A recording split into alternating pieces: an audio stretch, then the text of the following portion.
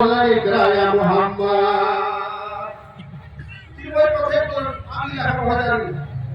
আমি কোন স্কুল না কলেজ না বক্তব্য না ইউনিভার্সিটি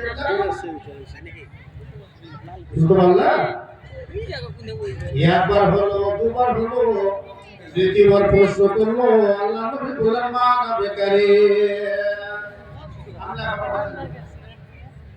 চতুর্থ বেলায় সময় হযরত জিবরিল আলাইহিস সালাম তখন তিনি জানতেন এই জিবরিল, তিনি আমার বুকে জড়িয়ে ধরলেন, জড়িয়ে ধরার পর আবার ছেড়ে দিলেন, বুকে চাপা ধরলেন আর ধরে ছেড়ে দিলেন।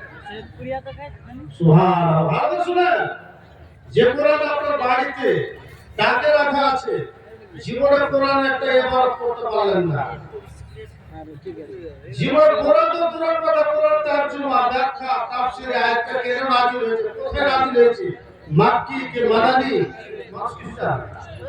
যেমন কোরআন পড়ছে কি কোরআন ব্যাখ্যা গ্রামার তো জানো, তাফসীর জানো,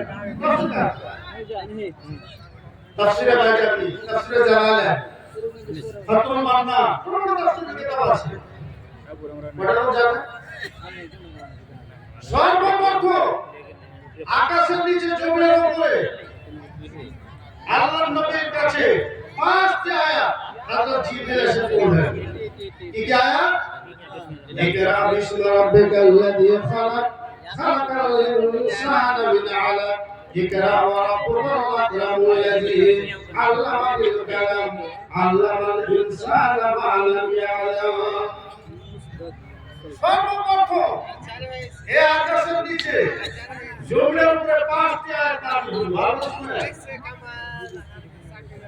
আল্লাহ নবী মুখস্থ করে নিলেন, কাঁদতে কাঁদতে কাঁদতে বাড়ি আসলেন, মা খাদিজাকে বললেন সুবহানাল্লাহ, তিনার স্ত্রী তিনার গিন্নি, তিনি বললেন আমার স্ত্রী জান শুনো, আমি সে জায়গাতে ছিলাম, আপনি দেখলাম এ হলো, কিন্তু খাদিজা বললেন স্বামীজান নবী গো, আপনাকে ভয় করতে হবে না, আপনার কোনো চিন্তা নাই।